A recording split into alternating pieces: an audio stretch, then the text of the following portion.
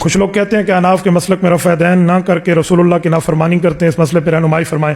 یعنی حضور پاک کی نافرمانی ہے رفع دین نہ کرنا؟ اگر حضور کا فرمان دکھا دو کہ حضور نے فرمایا اور رفع دین کرو، میں 1,00,000 روپیہ نقد انعام دوں گا تمہیں۔ فرمان تم دکھا دو، ارفعوا ایدیکم، حضور نے ہمیں حکم دے کر فرمایا رفع دین کرو، تو کبھی فرمان نہیں دکھا سکتا کرنے کا، میں فرمان دکھا سکتا ہوں چھوڑنے کا۔ صحیح مسلم جلد نمبر 1 صفحہ نمبر 181 کتاب الصلاۃ، حضرت جابر ابن سمرہ فرماتے ہیں خرج رسول اللہ صلی اللہ علیہ وسلم کنا صلینا، حضور پاک تشریف لائے، ہم نماز پڑھ رہے تھے، حضور پاک نے فرمایا مالی اراکم رافعی ایدیکم کانہا اذناب خیل شمس اسکنوا فی الصلاۃ، کہ یہ تم شریر گھوڑوں کی طرح دم ہلا رہے ہو، نماز میں رفع دین نہ کرنا، سکون سے نماز پڑھنا۔ یہ پیغمبر کی صحیح حدیث ہے، صحیح مسلم ہے جلد اول ہے صفحہ 181 ہے، کتاب الصلاۃ ہے۔ کہتے ہیں اس حدیث پاک کی اگلی حدیث ہے کہ وہ سلام مراد ہے، تو میں نے کہا اگلی حدیث کا مسئلہ اور ہے، یہ حدیث میں سلام کا لفظ نہیں ہے۔ ہم رفع الدین کی حدیثیں بیان کر رہے ہوتے ہیں، یہ کہتے ہیں جی وہ پھر کیوں کیا جاتا ہے کہ بت رکھ کے آندے سن، اور سرکار کو پتہ نہیں، سانوں نہیں پتا کیوں کیا جاتا ہے، اور بیان کرنے والے بھی ان ناسکے نے۔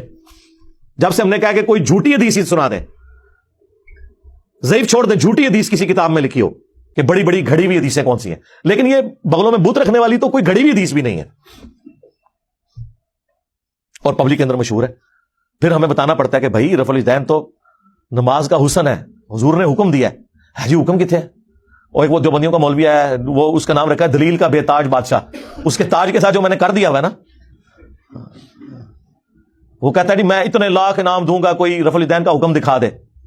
سرکار ہم انعام نہیں لیتے، آپ سے آپ کی آخرت کا سوال کرتے ہیں کہ توبہ کریں اپنے اس جھوٹ کے اوپر۔ ہم دکھاتے ہیں رفع الدین کا حکم بخاری مسلم سے۔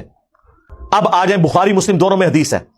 مالک بن حویرث کہتے ہیں رضی اللہ تعالیٰ عنہ علیہ السلام، ہم چند نوجوان تھے، 20 دن کے لیے حضور کے پاس گئے، مہمان بن گئے، حضور کی وفات سے 1.5 سال پہلے غزوہ تبوک کے موقع پر مسجد نبوی میں ٹھہرے 20 دن تک، آپ کے صبح شام آبزرو کیے۔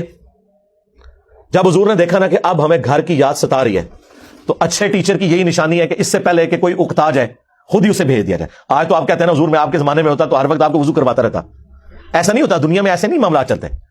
تو وہ کہتے ہیں ہمیں اپنے ماں باپ یاد آنا شروع ہو گئے، تو حضور نے جب یہ دیکھا نا کہ اب یہ ان کا انٹرسٹ لوز ہو رہا ہے، تو آپ نے کہا کہ سب کو اکٹھا کر کے کہا کہ اب اپنے گاؤں ایریا میں واپس چلے جاؤ۔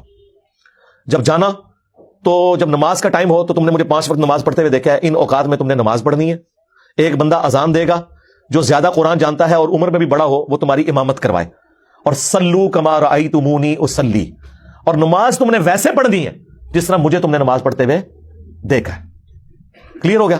یہ جملہ آپ کسی انٹرنیشنل عدالت میں بھی لے جائیں تو وہ آپ کے علماء کی جہالت کے اوپر ہنسیں گے کہ اس کے بعد رسول اللہ کو یہ کہنے کی ضرورت ہے کہ جب نماز شروع کرنا تو ہاتھ کانوں تک اٹھانا، جب رکوع میں جانا تو ہاتھ کانوں تک اٹھانا، جب رکوع سے سر اٹھانا تو ہاتھ کانوں تک اٹھانا، سبحان ربی العظیم رکوع میں پڑھنا، سبحان ربی الاعلی سجدے میں پڑھنا، فجر کے 2 فرض پڑھنا، زور کے، یہ سارا کچھ آپ کو کہنے کی ضرورت ہے جو لوگ 20 دن سے حضور کو دیکھ رہے ہیں۔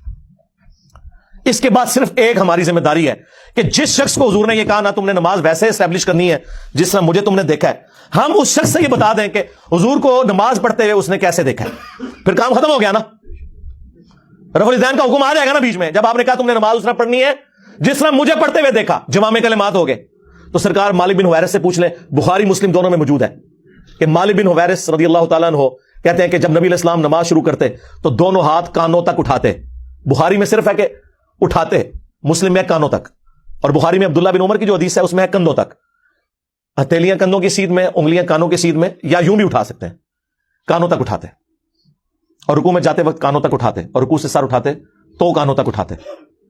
مالک بن حویرث خود نماز کا طریقہ سکھا رہے ہیں، بلکہ بخاری میں الفاظ ہیں، وہ کہتے ہیں نماز کا میرا ارادہ نہیں تھا، میں تمہیں نماز سکھانے کے لیے بتا رہا ہوں کہ میں نے نبی علیہ السلام کو اس طرح نماز پڑھتے ہوئے دیکھا ہے رفع الدین کے ساتھ۔ اور ایون بخاری میں جلسہ استراحت آیا ہے کہ مالک بن حویرث پہلی اور تیسری رکعت میں اس وقت تک نہیں کھڑے ہوتے تھے دوسری اور چوتھی رکعت کے لیے جب تک بیٹھ نہ جائیں دوسرا سجدہ کر کے بھی۔